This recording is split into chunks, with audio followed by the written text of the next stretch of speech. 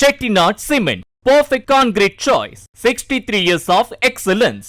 கோவை அருகே போலி நகைகளை அடகு வைத்து மோசடியில் ஈடுபட்ட பெண்ணை கடை ஓனர் தனது நண்பர்களுடன் சேர்ந்து அடித்து கொலை செய்த சம்பவம் அதிர்ச்சியை ஏற்படுத்தியுள்ளது.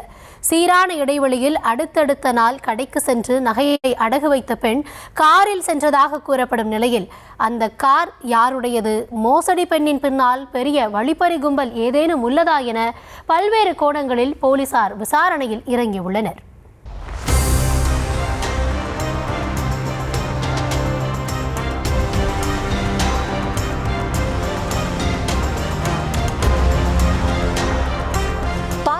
பவ்யமாக இருக்கும் இந்த பெண் போலி நகைகளை அடகு வைத்து பண மோசடியில் ஈடுபட்டது தவறுதான் என்றாலும் அவரை போலீசில் ஒப்படைப்பதை விட்டுவிட்டு அடித்து கொலை செய்வது எந்த வகையில் நியாயம் என்பதே பலரது கேள்வி.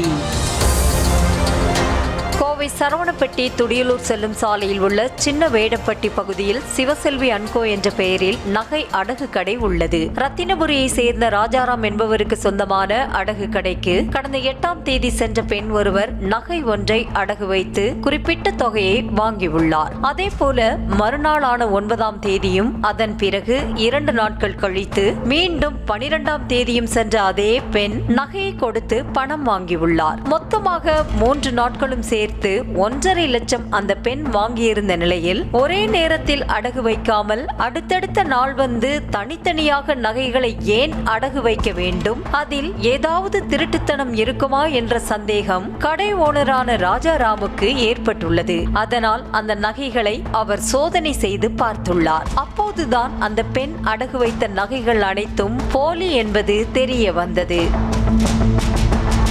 முதல் நாளே சோதனை செய்யாமல் விட்டுவிட்டோமே என்ற ஏமாற்றம் ஒரு பக்கம் இருந்தாலும் அந்த பெண் மீண்டும் வர வாய்ப்புள்ளது. அதுவரை பொறுமையாக காத்திருந்து பொறி வைத்து பிடிக்கலாம் என்ற எண்ணத்தில் இருந்திருக்கிறார் கடை ஓனர் ராஜாராம். மேலும் காவல் நிலையத்தில் புகார் அளித்தால் அந்த பெண் உஷாராகி விடுவார். அதனால் நாமே பிடித்து ஒப்படைக்கலாம் என்றும் நினைத்திருக்கிறார். அவர் நினைத்தது போலவே 5வது நாளே, அதாவது கடந்த 17ஆம் தேதி கடைக்கு சென்று ஒரு ஜோடி வளையலை கொடுத்து 90,000 கேட்டிருக்கிறார் அந்த பெண். அந்த வளையலை வாங்கிய ராஜாராம் தனது நண்பரிடம்தான் பணம் உள்ளது, சிறிது நேரம் காத்திருங்கள் என கூறி அந்த பெண்ணை காத்திருக்க வைத்துள்ளார். தொடர்ந்து கடைக்கு வெளியே வந்து தனது நண்பர் மகேந்திரன் என்பவருக்கு போன் செய்த ராஜாராம் நடந்த விவரத்தை கூறி கடைக்கு வருமாறு அழைத்துள்ளார். தனியாக வராமல் தன்னுடன் 3 நண்பர்களை மகேந்திரன் அழைத்து கொண்டு வந்த நிலையில் அந்த பெண்ணை 5 பேரும் சேர்ந்து கடுமையாக தாக்கியுள்ளனர்.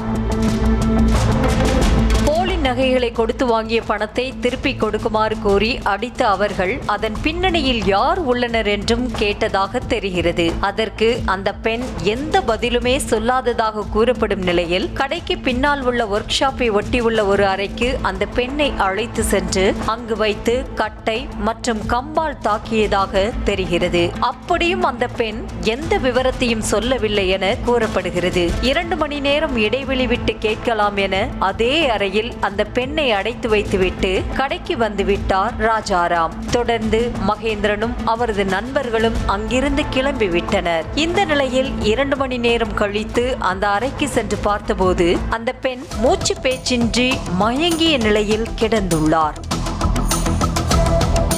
என்ன செய்வதென்றே தெரியாமல் முழித்த ராஜாராம் அப்பகுதியில் நைட் ரவுண்ட்ஸ் வந்த போலீசாரிடம் போலி நகைகளை அடகு வைத்த அந்த பெண் பணம் வாங்கியது முதல் அறையில் அடைத்து வைத்து அடித்தது வரை உண்மையை சொல்லியுள்ளார். அதன் பிறகு மருத்துவர்களை வரவழைத்து அந்த பெண்ணை சோதித்து பார்த்தபோது அவர் உயிரிழந்தது தெரிய வந்தது.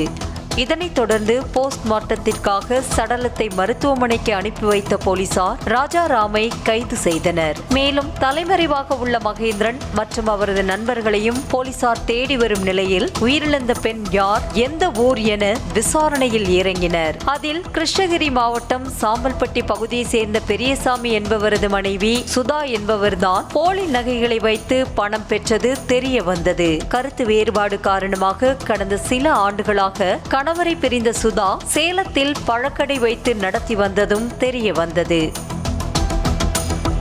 அடகு நகைக்கடைக்கு சுதா ஒரு காரில் வந்ததாக கூறப்படும் நிலையில் அவர் வந்த கார் யாருடையது, அந்த காரை ஓட்டி வந்தவருக்கும் சுதாவுக்கும் என்ன சம்பந்தம், போலி நகைகளை அடகு வைத்ததன் பின்னணியில் வேறு யாரேனும் உள்ளார்களா, ராஜாராமின் கடையில் போலி நகைகளை அடகு வைத்து சுதா பணம் வாங்கி ஏமாற்றியது போன்று வேறு கடைகளில் போலி நகைகளை அடகு வைத்து பணம் வாங்கி உள்ளாரா, பெரிய வழிப்பறி கும்பல் யாரும் சுதாவை இயக்கினார்களா என காவல்துறையினர் பல்வேறு கோணங்களில் அலசி ஆராய்ந்து வருகின்றனர்.